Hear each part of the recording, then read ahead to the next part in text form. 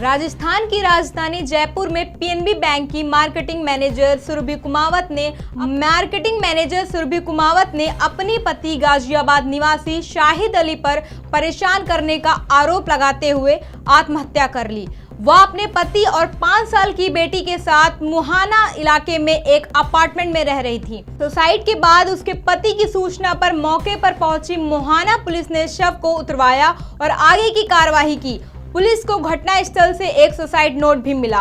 उसमें उसने लिखा है कि पति मुझसे और मेरी बेटी से नफरत करते हैं, इसलिए मैं परेशान होकर जा रही हूं। फिलहाल पुलिस ने सुसाइड नोट जब्त कर शव का पोस्टमार्टम करवाकर उसे परिजनों को सौंप दिया।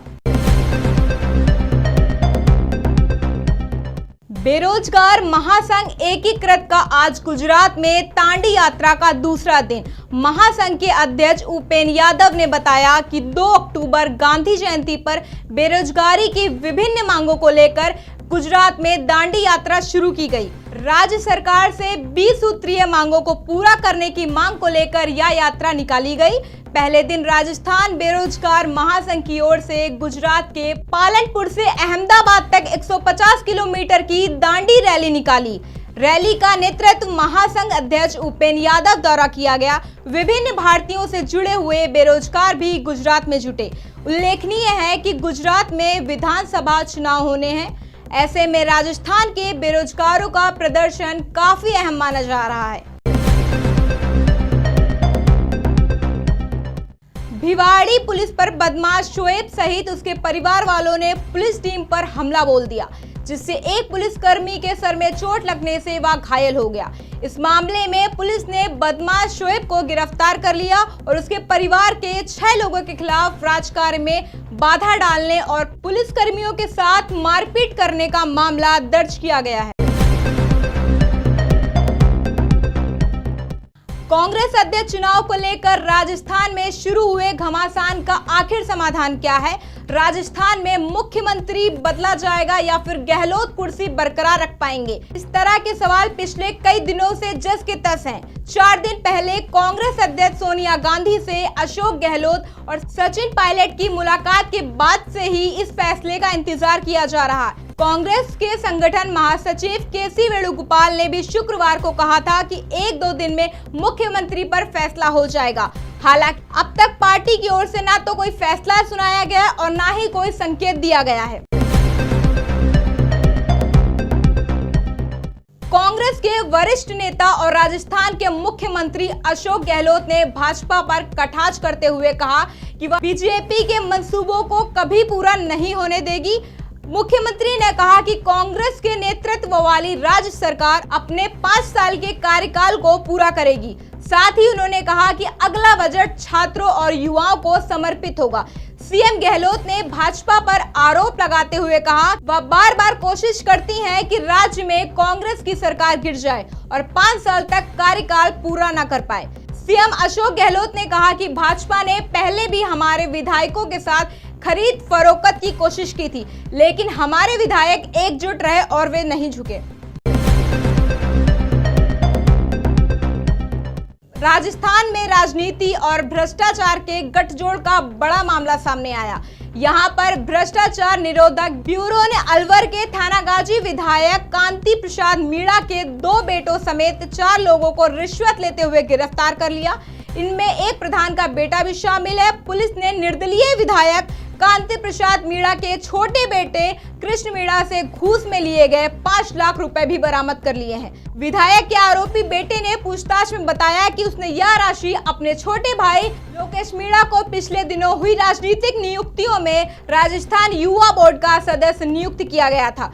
वहीं विधायक कांति प्रसाद मीणा का कहना है कि उनके बेटों को षड्यंत्र के तहत फंसाया गया है।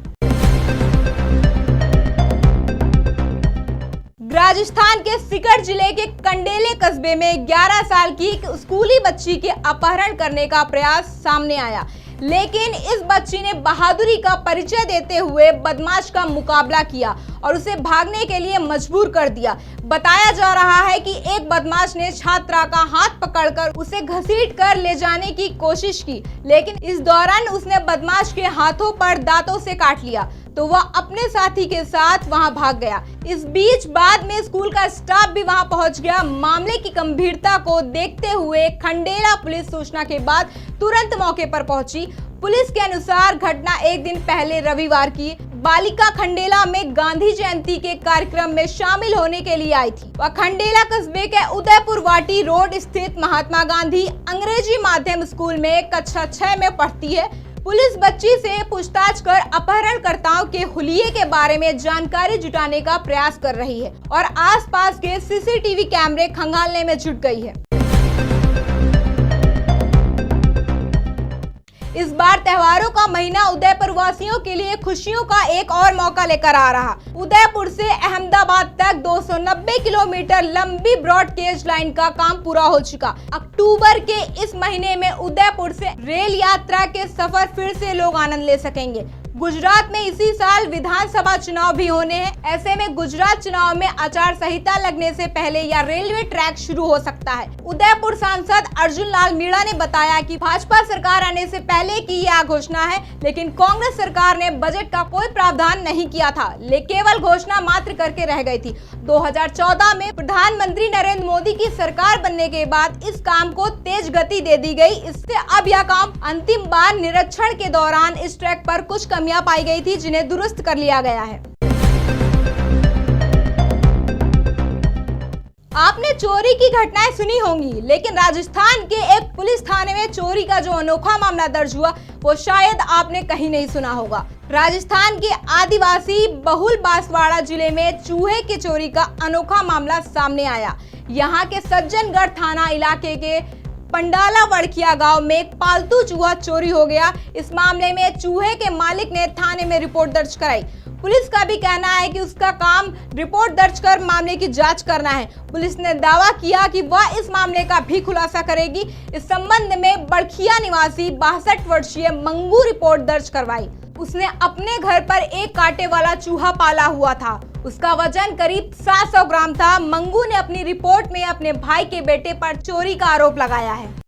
राजस्थान की तमाम बड़ी से छोटी खबरों पर हमारी नजर। पल पल की खबर एबीपी 24 न्यूज पर।